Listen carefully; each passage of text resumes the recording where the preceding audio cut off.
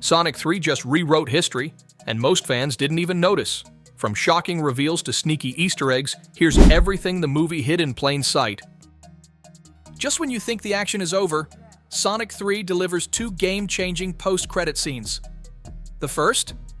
Metal Sonic has entered the chat. But he's not alone. An entire army of Metal Sonic stands ready, teasing an all-out robotic invasion in future films. This is a direct setup for one of Sonic's toughest battles yet. Then comes the second stinger. A hooded warrior effortlessly tearing through enemy bots with a massive hammer. When the hood drops, it's none other than Amy Rose, officially making her big screen debut. It's the perfect way to introduce Sonic's pink powerhouse, and it practically screams that Sonic 4 is on the way. And just when you think it's done, a final shot shows a familiar figure picking up a pair of black and gold bracelets. Shadow is alive. One thing's certain, he's not finished yet. One of the biggest surprises in Sonic 3 happens at the Chow Garden restaurant. During a tense conversation, the GUN commander drops a bombshell about Shadow's past. But if you're expecting the usual story, think again. In the games, Shadow was created by Gerald Robotnik with help from Black Doom. But in the movie, GUN suggests something completely different. Shadow didn't come from a lab. He crash-landed on Earth inside a meteor. This change could shake up the entire Sonic movie timeline. If Shadow's new origin sticks, that might mean no Black Arms, no alien invasion, and a completely different future for the franchise. But here's the real question. Was this just GUN's theory about Shadow? Or is there still more to his story that we haven't seen yet? One of the most powerful moments in the movie sees Ivo, Robotnik, and Shadow making the ultimate sacrifice to stop the Eclipse Cannon. In a surprising twist, Robotnik isn't the one trying to destroy the world. He's fighting to save it. This is a clear nod to Sonic Adventure 2, but with a major reversal of roles. Shadow, on the other hand, finally fulfills Maria's wish, proving he's more than just a weapon of destruction. But if this truly is Jim Carrey's last time as Robotnik, it's a send-off that gives the character unexpected depth. The once over-the-top villain goes out not with a chaotic scheme, but with an act of redemption. But let's be real, are we sure Robotnik's really gone for good?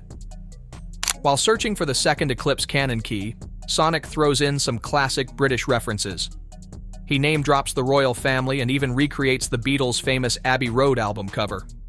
It's a fun little nod to UK culture, because what's a trip to London without a Beatles moment? Shadow takes things to the next level by drawing Chaos Emerald energy straight from Sonic. As they rush toward the gem, a massive explosion triggers their golden transformations. Sonic versus Shadow? Feels like a full-blown Dragon Ball Z moment. Wonder if they practice their power-up screams too. In the final battle, evil Robotnik realizes Gerald isn't aiming for world domination. He wants total annihilation. This leads to a brutal showdown where both suit up in robotic armor, heavily inspired by the insect-like machines seen throughout the Sonic games. Eggman's always had a thing for bug-shaped mechs, so this isn't just a fight, it's a deep-cut reference. In the middle of the explosive battle at the Chow Garden restaurant, Dr. Eggman's robots cause missiles to fly, causing debris to fall. In the midst of it all, the GUN commander takes a serious hit. But before blacking out, he hands Sonic something important, a mysterious card. Turns out it's no ordinary pass. It's one of two keys needed to activate GUN's most powerful weapon, the Eclipse Cannon. The other? Sitting in London, which explains why Sonic and his crew end up heading to England. But here's where things get interesting. Agent Stone steps in to drop a major twist. This isn't part of Eggman's plan. In fact, Eggman's already been defeated by someone else. So, if he's not the mastermind behind the chaos, who is? And more importantly, why is Sonic's biggest enemy trapped inside a giant mechanical crab? After Director Rockwell brings Sonic and his friends to Tokyo, they finally face off against Shadow.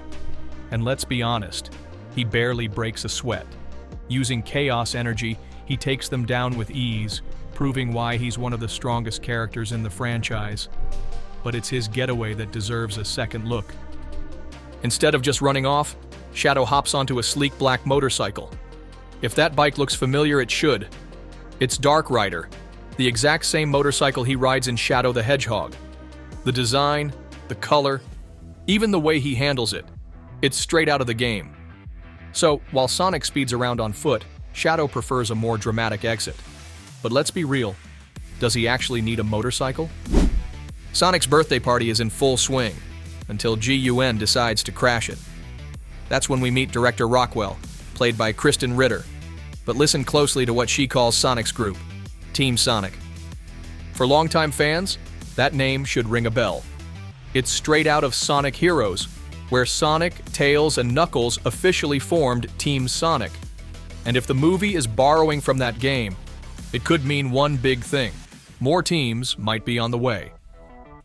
Sonic Heroes introduced Team Dark, Team Rose, and Team Chaotix, each with their own set of fan-favorite characters. So was this just a casual reference or a not-so-subtle hint? At this point, all we can do is keep an eye out, and maybe start guessing who's showing up next. Sonic 3 wastes no time throwing fans into familiar territory, Prison Island. If you've played Sonic Adventure 2, you'll recognize this as the high-security GUN base that's been around since the 1940s. But here's something cool. The movie confirms it's a Japanese island, which explains why the action shifts so quickly to Tokyo. The trailer shows Shadow waking up after being imprisoned for 50 years. But before we even get a moment to process that, GUN soldiers storm in, and Shadow wipes them out, dashes across the ocean, and lands in the heart of Tokyo. That transition happens so fast that it might seem like a random set piece, but there's actually a reason. In the movie's world, Tokyo is right next to Prison Island. And here's a tiny detail you might have missed. Dr. Robotnik's logo flashes on the prison's security system just before Shadow wakes up. So, was his escape really an accident? Or did someone make sure he got out? The movie does something unexpected with Maria Robotnik's story. It gives two different versions of what happened to her. In the first, Shadow's chaos energy spirals out of control, leading to an explosion that destroys the GUN facility and takes Maria's life. But the second version tells a different tale.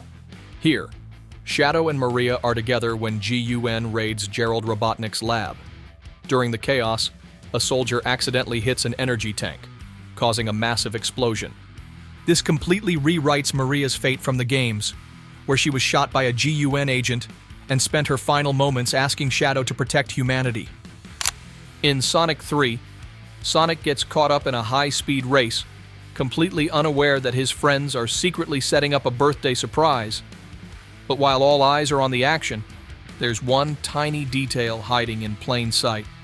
Maddie's outfit, she's wearing pink, seems normal, right? Well, not if you've been paying attention. In the first movie, Maddie wore yellow, right before Tails showed up. In the second, she wore black and red, just in time for Shadow's big reveal. And now, pink. If you know Sonic, you know exactly what that means. Amy Rose is on her way. Now that we know, there's only one thing left to do. Watch Maddie's wardrobe in future movies. Who knows? Maybe next time she'll be in green. And we all know what that could mean. While tracking a stolen robot, Team Sonic ends up on Prison Island, the same place where Shadow's story began. But while everyone's focused on the mission, Knuckles seems unusually tense. The reason?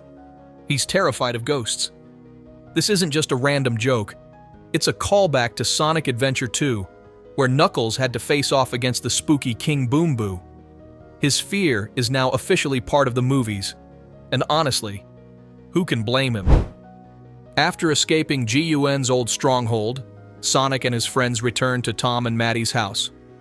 The scene is quick, but there are some interesting details you might have missed. First, Tom is building a model of the Taj Mahal, a monument famously created as a declaration of love to a pregnant wife. Second, Maddie is once again wearing pink, another nod to Amy Rose. And third, the house is full of bread. Put it all together, and it starts looking like a subtle hint at a big change for Sonic's family. Gerald and Evil Robotnik need to sneak into GUN's London base. And how do they do it? With a spontaneous dance routine inside a Chaos Emerald-shaped room. This unexpected moment is a clear throwback to Sonic's wackiest game sequences. The Eclipse cannon scene doesn't play out exactly as the trailer suggests. In the final version, the weapon wasn't originally aimed at the moon. The heroes had to redirect it at the last second. This means the moon's destruction wasn't part of Gerald's grand plan, but a desperate move to prevent something far worse. So, next time you watch the trailer, remember, things aren't always as they seem. Which moment stood out to you the most? Drop your thoughts in the comments, and don't forget to like, subscribe, and hit that bell icon for more Sonic breakdowns and hidden details. Thanks for watching. See you next time.